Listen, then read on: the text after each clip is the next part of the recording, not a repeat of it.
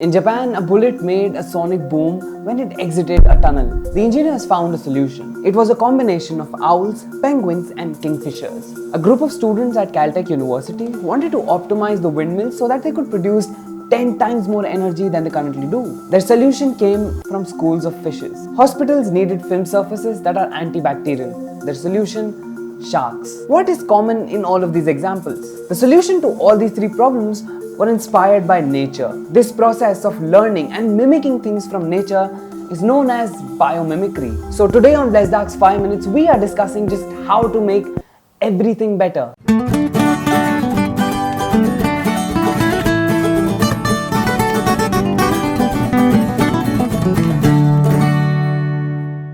Let's take a look at this term, biomimicry. Literally, it means the design and production of materials, structures and systems that are modeled on biological entities and processes. Now let's keep our Oxford dictionaries aside and understand what this really means. Biological processes are anything and everything that happen in nature, and if you study them, you are going to be amazed. The biology of different organisms have evolved over the years. And if we just remove human beings from the picture, we will see just how strong, resilient, and yet dynamic our surroundings are. Biomimicry is about observing nature all around us and incorporating it into our everyday design. Let's actually try and understand this with an example. Now, this is one of my favorite examples. This is actually a pretty good day in Delhi. It's not that windy, but wind is good. In fact, wind is one of the best renewable sources of energy that we have. But can you actually make wind turbines better? Can we get them to produce even more energy than they currently do? Well, turns out we can.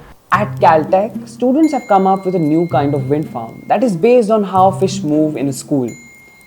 So when fish are moving, they group together, and the ones in the front with their movements throw off these little vortices, and the ones behind them curve around these spirals and actually get flung upstream, saving a lot of energy. So what these students did was they said, why don't we take vertical axis wind turbines, and instead of spreading them out on a landscape like you would with traditional wind turbines, why don't we pack them as closely as possible together?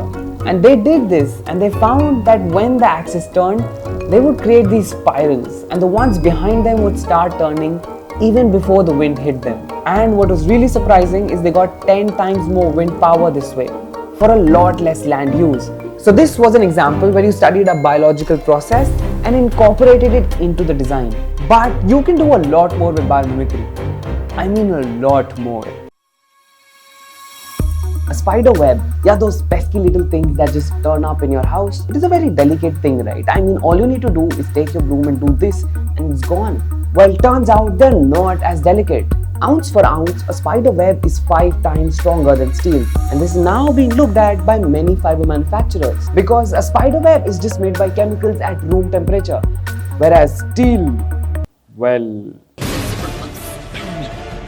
So you see this car behind me, see the shiny color that it has. Now these colors on the cars are actually made out of very toxic chemicals. But what if we didn't use these chemicals? Well, some of the most brilliant organisms in the world get their color through playing with light and their form. A peacock feather is a good example of it. The only pigment you can find in the peacock's feather is actually brown. All other colors that you see in a peacock's feather are actually created by these layers. These layers that bend, that refract light, and that hits your eye into making blue and green and all of these amazing colors. So this phenomenon is actually being researched by a lot of companies, and we're trying to replace achieving color through chemicals by achieving color through form. Another thing that is actually very interesting is leaves that clean themselves. This phenomenon is actually observed in lotus leaves. Just a disclaimer, these are not lotus leaves, but I could not find lotus leaves in Delhi, so... If you put a lotus leaf under a microscope, you will find that the way it stays clean is not a chemical solution. It is actually because of its form. It has these teeny tiny bumps that are a certain distance apart. So rainwater actually balls up on the surface and collects all dirt and grime as it moves. And this is how the leaf stays clean. Now this design has actually been studied by a lot of companies, and there are a lot of products in the market that use this technology. From fabrics to roofing tiles to even the paints that we put on the wall. There are a lot of products that use this design solution and are now self-cleaning. So the world around us is actually very complex, and understanding this complexity can give us ingenious solutions to our problems. A lot of designers now get biologists on the table to see if nature has already combated the problem that we are trying to solve. And most of the time, if you just look deep enough, nature has all the solutions. It has tried everything and it really knows what will work best. And with that, looks like our time is up. Now, I was actually amazed the first time I heard all of these concepts, and I got into research right away. You too can get in on this and learn how amazing nature actually is and how we can learn from it and incorporate it into our everyday life. But you don't have to go through the trouble of researching so much. Not when your boy has got your back.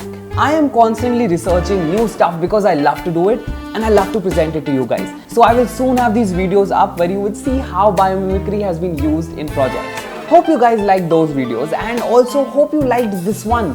If you did like this video, please give it a thumbs up, please subscribe to this channel and please share this video. I will see you guys next week with another video. Also, I hit 20k on Instagram, so make sure you go and follow me there because I post daily architecture facts. And that was it. Until next time, bye bye.